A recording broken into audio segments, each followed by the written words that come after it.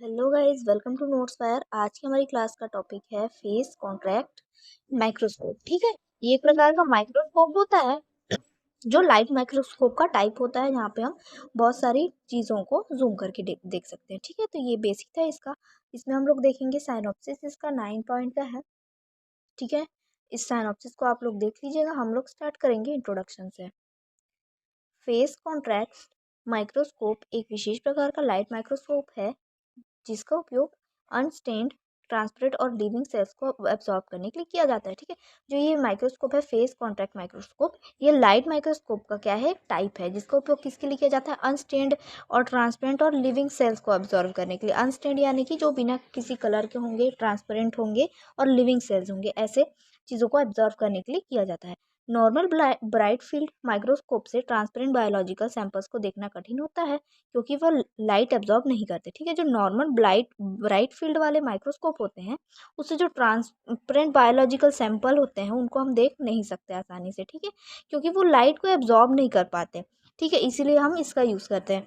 Face contract microscope इस समस्या को सॉल्व करता है और स्पेसिमेंस की डिटेल स्ट्रक्चर को बिना स्टेनिंग के हाई कॉन्ट्रास्ट में दिखाने का सक्षम होता है। ठीक है, ये जो फेस कॉन्ट्रैक्ट माइक्रोस्कोप है, ये जो इसी समस्या है, ये जो समस्या है जिससे हम ट्रांसपेरेंट बायोलॉजिकल सैंपल को नहीं देख सकते नॉर्मल ब्राइट फील्ड माइक्रोस्कोप से, उसको सॉल्व करता है। और क्या करता है, स्पेसिमेन की जो डिटेल स्ट्रक्चर है उसको बिना किसी स्टेन के ट्रांसपेरेंट रूप में हाई कॉन्ट्रास्ट में दिखाने में सक्षम होता है। ठीक है गाइस, अगर आपको स्टडी नोट्स की नीड होगी तो आप लोग इस नंबर पे कांटेक्ट कर सकते हो, यहाँ से आपको स्टडी नोट प्रोवाइड करा जाएंगे। नेक्स्ट है इसका डेफिनेशन। फेस कॉन्ट्रैक्ट माइक्रोस्कोप एक ऑप्टिकल माइक्रोस्कोप है जो लाइट फेस डिफरेंसेस का उपयोग करके अनस्टेन्ड बायोलॉजिकल स्पेसिमेंस को हाई कॉन्ट्रास्ट में विजुअलाइज करने की क्षमता रखता है। ठीक है, ये जो माइक्रोस्कोप है ये ऑप्टिकल है। ठीक है, और जो लाइट फेस डिफरेंस का उपयोग करके क्या करता है, अनस्टेन्ड या ट्रांसपेरेंट जो स्पेसिमेंस होते हैं उनको हाई कॉन्ट्रास्ट में विजुअलाइज करने का काम करते हैं, यानी कि आसानी से हमें दिखाने का काम करता है। नेक्स्ट है principle of face contract microscope. Face contract microscope का कार्य करने का सिद्धांत लाइट वेव्स के फेस डिफरेंसेस और इंटरफेस के पर आधारित होता है। इसका जो प्रिंसिपल है वो किस पे, लाइट वेव्स के फेस डिफरेंसेस और इंटरफेस पे ही आधारित होता है। इसको आप लोग याद रखिएगा। जब लाइट किसी ट्रांसपेरेंट स्पेसिमेन से गुजरती है तो कुछ लाइट बिना किसी बदलाव के सीधे पास हो जाती है, जबकि कुछ लाइट स्पेसिमेन के इंट्रासेलुलर स्ट्रक्चर से इंटरेक्ट करके फेस शिफ्ट कर लेती है। ठीक है, जब ट्रांसपेरेंट स्पेसिमेन से वो लाइट क्रॉस होती है, जो कुछ लाइट को क्या करता है स्पेसिमेन एब्जॉर्ब कर लेता है, कुछ लाइट क्या होते हैं स्पेसिमेंस के अल्ट्रासेलुलर स्ट्रक्चर से इंटरेक्ट करने लगती है, यानी कि स्पेसिमेंस के अंदर जो स्ट्रक्चर है इंटरनल स्ट्रक्चर उनसे इंटरेक्ट करके फेस शिफ्ट कर लेती है। ठीक है, नॉर्मल माइक्रोस्कोप में यह फेस डिफरेंसेस ह्यूमन आई से नहीं देखे जा सकते, लेकिन फेस कॉन्ट्रैक्ट माइक्रोस्कोप इन फेस डिफरेंसेस को कॉन्ट्रास्ट में बदलकर स्पेसिमेंस की डिटेल इसमें इमेज प्रदान करता है। ठीक है, जो नॉर्मल माइक्रोस्कोप होते हैं उनसे ये जो फेस डिफरेंसेस हैं वो नॉर्मल ह्यूमन आई से नहीं देखे जा सकते नॉर्मल माइक्रोस्कोप से। ठीक है, लेकिन जो फेस कॉन्ट्रैक्ट माइक्रोस्कोप है वो क्या करता है, इन फेस के डिफरेंसेस को कॉन्ट्रैक्ट में बदल देता है और हमें क्लियरली डिटेल्ड इमेज प्रदान करता है। ठीक है, इस वजह से अनस्टेन्ड और लिविंग सेल्स को भी आसानी से देखा जा सकता है इससे। इसमें हम देखेंगे step by step working principle. इसमें फर्स्ट है इल्यूमिनेशन।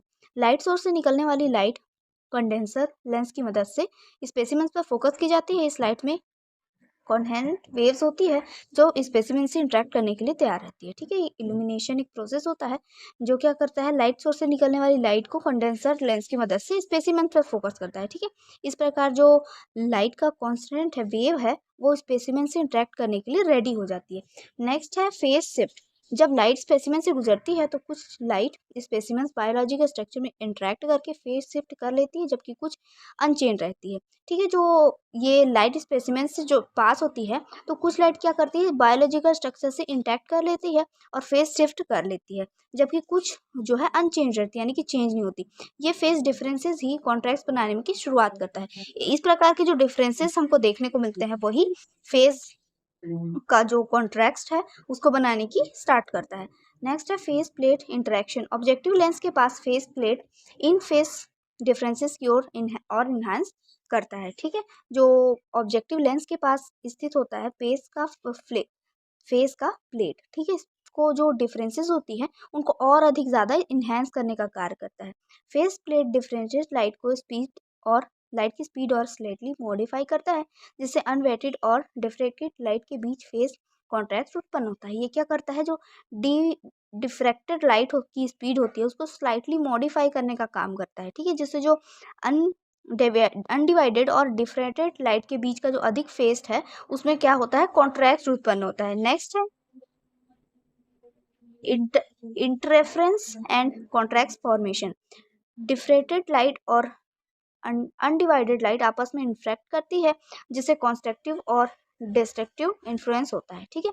जो डिफ्रैक्टेड लाइट है और अनडिवाइडेड लाइट है वो क्या करती है, आपस में इंटरफेयर करनी है। उसके बाद क्या होता है, डिस्ट्रक्टिव इन्फ्लुएंस होता है। इसका परिणाम हाई कॉन्ट्रैक्ट इमेज के रूप में मिलता है, जिसे ट्रांसपेरेंट और अनस्टेड सेल की इंटरनल स्ट्रक्चर को स्पष्ट रूप से देखा जा सकता है, ठीक है। ये जो प्रोसेस होता है इसका परिणाम में हमें क्या मिलता है, जो कॉन्ट्रैक्ट और क्लियर रूप का इमेज है वो हमें प्राप्त होता है, जैसे जो भी ट्रांसपेरेंट स्पेसिमेंस है और या तो फिर अनस्टेंड सेल हैं उनको हम इंटरनल फंक्शन को उनके आसानी से देख सकते हैं, इंटरनल जो स्ट्रक्चर है उसको आसानी से क्लियरली देख सकते हैं, ठीक है।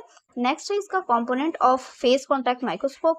फर्स्ट है लाइट सोर्स। यह स्पेसिमेंस को इल्यूमिनेट करने के लिए उपयोग किया जाता है। आमतौर पर हेलोजन या एलईडी लाइट सोर्स का प्रयोग किया जाता है जो यूनिफॉर्म इल्यूमिनेशन प्रदान करता है, ठीक है।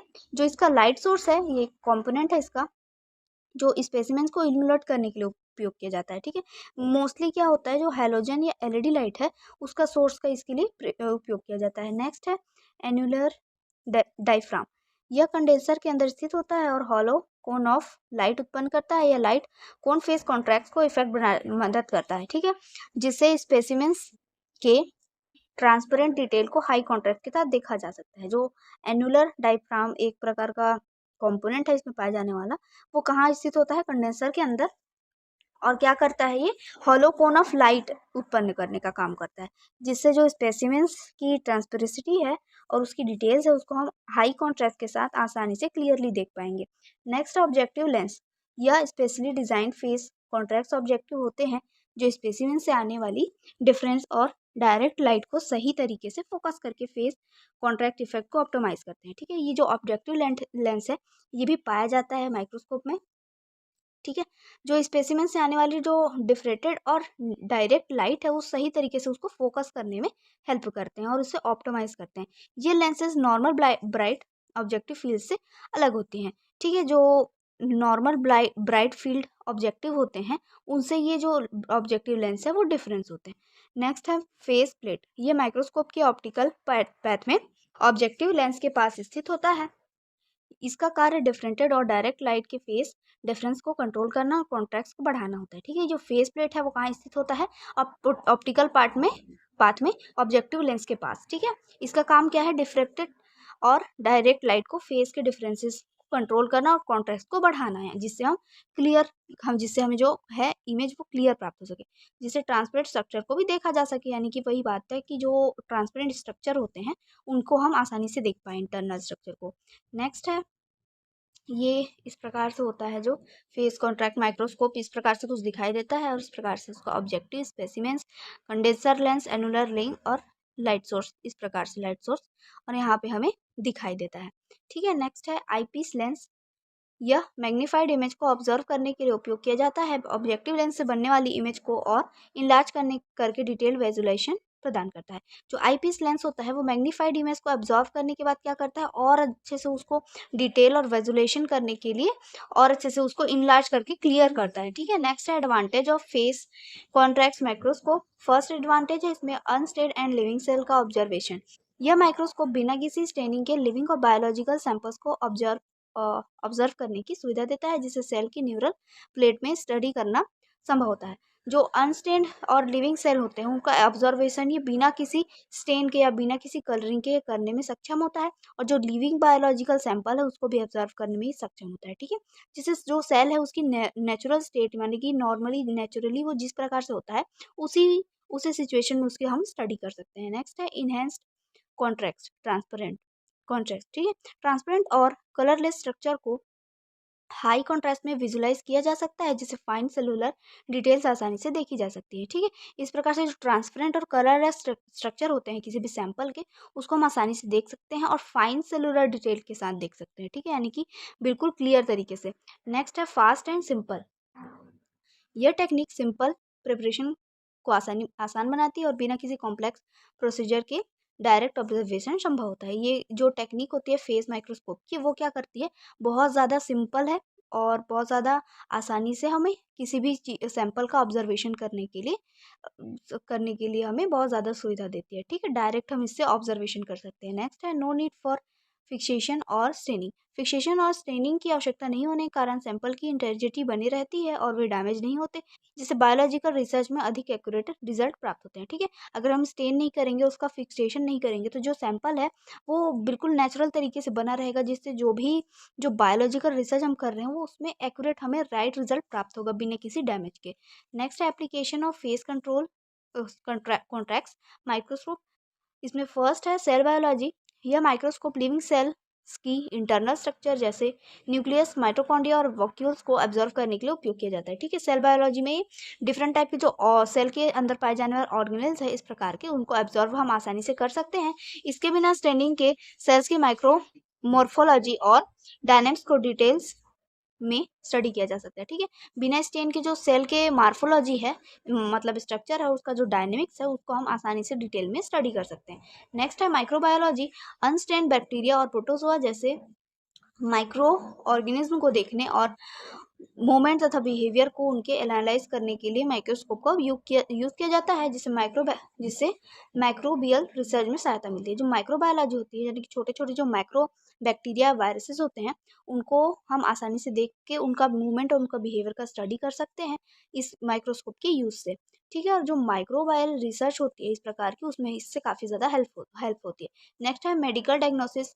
फेस कॉन्ट्रैक्ट माइक्रोस्कोप का उपयोग ब्लड सेल की अबनॉर्मलिटीज को डिटेक्ट करने और स्पर्म मोलैरिटी एनालिसिस में किया जाता है। ठीक है, जो मेडिकल डायग्नोसिस है, जैसे कि ब्लड सेल की अबनॉर्मलिटीज हमें देखने को मिल सकती है और जो स्पर्म की मोटेलिटी है उसको एनालाइज करने में हमें काफ़ी ज़्यादा हेल्पफुल ये प्रदान करता है। ठीक है, जिससे हेमेटोलॉजी और रिप्रोडक्टिव हेल्थ से जुड़ी मेडिकल डायग्नोसिस में मदद मिलती है। जैसे जो सेल्स की जो डायग्नोसिस है और साथ में मेडिकल डायग्नोसिस है, रिप्रोडक्टिव हेल्थ की जानकारी भी हमें इससे मिल सकती है अगर हमें कोई अबनॉर्मलिटीज दिखे तो। ठीक है, नेक्स्ट है tissue culture studies. Cell division, growth और मार्फोलॉजिकल चेंजेस को मॉनिटर करने के लिए यह माइक्रोस्कोप का यूज किया जाता है, जिससे सेल कल्चर एक्सपेरिमेंट में हाई एक्यूरेसी और एफिशिएंसी प्राप्त होती है। जो सेल डिवीजन और ग्रोथ होता है, मार्फोलॉजिकल चेंज होते हैं जो सेल में, उसको भी मॉनिटर करने के लिए, यानी कि उसका एनालाइज करने के लिए हमें इस माइक्रोस्कोप का यूज़ किया जाता है, जो सेल स्ट्रक्चर और एक्सपेरिमेंट में हाई एक्यूरेसिटी और एफिशिएंसी प्राप्त होती है, यानी कि राइट तरीके का हमें जो है रिजल्ट प्राप्त होता है। नेक्स्ट हम देखेंगे limitation of face contract microscope. इसके कुछ लिमिटेशंस है। इसमें फर्स्ट है हेलो इफेक्ट। यह माइक्रोस्कोप में इमेजिंग के दौरान एक अनवांटेड ब्राइट हेलो बन सकता है। यह स्पेसिमेन के फाइन डिटेल्स को ऑब्सक्योर कर सकता है। ठीक है, एक प्रकार का इफेक्ट होता है हेलो इफेक्ट, जो इस माइक्रोस्कोप में बन जाता है, जो अनवांटेड होता है। ठीक है, यानी कि जिसकी हमें ज़रूरत नहीं होती और ब्राइट तरीके के दिखाई देता है। जो इसका स्पेसिमेन उसकी फाइन डिटेल्स को क्या कर सकता है, इफेक्ट कर सकता है। ये हेलो इफेक्ट स्पेसिमेंस के एड्स के आधार आसपास अधिक प्रोमिनेंट होता है और इमेज क्लियरिटी को प्रभावित कर सकता है। यह कहाँ होता है, स्पेसिमेंस के एज पर, यानी कि आसपास दिखाई देता है। ठीक है, और इमेज जो क्लियर है हमारा, उसको ये क्या कर सकता है, इफेक्ट कर सकता है। नेक्स्ट है not suitable for thick specimens. Face contract microscopy पतले और ट्रांसपेरेंट स्पेसिमेंस के लिए उपयुक्त होती है, लेकिन मोटे में स्पेसिमेंस में मल्टीपलर लेयर के कारण फेस डिफरेंसेस सही से डिटेक्ट नहीं हो पाते, यानी कि जो मोटे स्पेसिमेंस होंगे उसमें ये वर्क नहीं कर पाएगा सही तरीके से। जो पतले और ट्रांसपेरेंट स्पेसिमेंस है उनमें ही ये वर्क कर पाता है। ठीक है, जिससे इसकी इमेज ब्लरी या डिस्टोरेट हो सकती है। ठीक है, इससे जो अगर हम मोटे स्पेसिमेंस का देखें, तो जो इमेज आएगी वो हमारी ब्लरी, धुंधली या फिर डिस्टॉर्टेड हो सकती है। तो ये इसका एक लिमिटेशन है। उसके बाद है एक्सपेंसिव कंपोनेंट्स। इस तकनीक में स्पेशल फेस और कॉन्टैक्ट लेंसेज और फेस प्लेट्स का उपयोग किया जाता है, जो सामान्य ब्राइट फील्ड माइक्रोस्कोप के कंपोनेंट की तुलना में अधिक महंगे होते हैं, ठीक है। तो ये फेज कॉन्ट्रैक्ट माइक्रोस्कोप है वो काफ़ी ज़्यादा एक्सपेंसिव होता है जो नॉर्मल ब्राइट फील्ड माइक्रोस्कोप है उसकी वजह उसके अपेक्षा, ठीक है, क्योंकि इसमें कॉन्ट्रैक्ट लेंस और फेस प्लेट का उपयोग किया जाता है, ठीक है। इस इससे माइक्रोस्कोप की ओवरऑल कॉस्ट बढ़ जाती है और मेंटेनेंस भी कठिन हो जाता है। इससे ये जो माइक्रोस्कोप है उसकी ओवरऑल कॉस्ट यानी कि बहुत ज़्यादा एक्सपेंसिव हो जाता है ये, और साथ साथ में इसका मेंटेनेंस भी काफ़ी ज़्यादा कठिन हो जाता है। ओके, नेक्स्ट हम देखेंगे conclusion. Face contract microscope unstained और लिविंग बायोलॉजिकल सैंपल्स को हाई कॉन्ट्रास्ट में ऑब्जर्व करने के लिए एक पावरफुल टूल है, ठीक है। ये बहुत ज़्यादा पावरफुल टूल है किसी भी अनस्टेन्ड और लिविंग बायोलॉजिकल सैंपल को ऑब्जर्व करने के लिए। इसका प्रिंसिपल लाइट फेस डिफरेंस और इंटरफेस पर आधारित है जो ट्रांसपेरेंट स्ट्रक्चर को डिटेल्ड क्लियरिटी के साथ विजुलाइज करने में हेल्प करता है। इसका प्रिंसिपल किस पे आधारित है? लाइट फेस डिफरेंसेस और इंटरफेरेंस पर आधारित है। इसको अब याद रखिएगा, इसका प्रिंसिपल जो भी है, ठीक है। जो क्या करता है, ट्रांसपेरेंट स्ट्रक्चर को डिटेल और क्लियरिटी में हमें देखने में हेल्प करता है। ये सेल बायोलॉजी, माइक्रोबायोलॉजी और मेडिकल डायग्नोसिस में अधिक उपयोगी है, ठीक है। इस माइक्रोस्कोप का यूज़ कहाँ का किया जाता है? सेल बायोलॉजी में और माइक्रोबायोलॉजी और मेडिकल डायग्नोसिस। किसी भी प्रकार की बीमारी में जो अबनॉर्मलिटीज आती हैं सेल में, उसमें हम देख सकते हैं उसको, ठीक है। माइक्रोबायोलॉजी में भी किसी माइक्रो ऑर्गेनिज्म की जो भी मूवमेंट एक्टिविटी उसको हम आसानी से देख सकते हैं। इसी प्रकार डायग्नोसिस भी किसी डिसऑर्डर में का अगर हमें करना है तो हम इस माइक्रोस्कोप की मदद से आसानी से कर सकते हैं। इसके बाद इसका reference introduction to instrumental analysis by Robert Brown and experimental biochemistry by Clark and Switzer. तो ये थी आपकी आज की क्लास फेस कॉन्ट्रैक्ट माइक्रोस्कोप के बारे में। आई होप आप लोग को समझ में आया होगा। अगर आपको समझ में आया तो प्लीज़ लाइक करिएगा एंड सब्सक्राइब करिएगा। Thank you.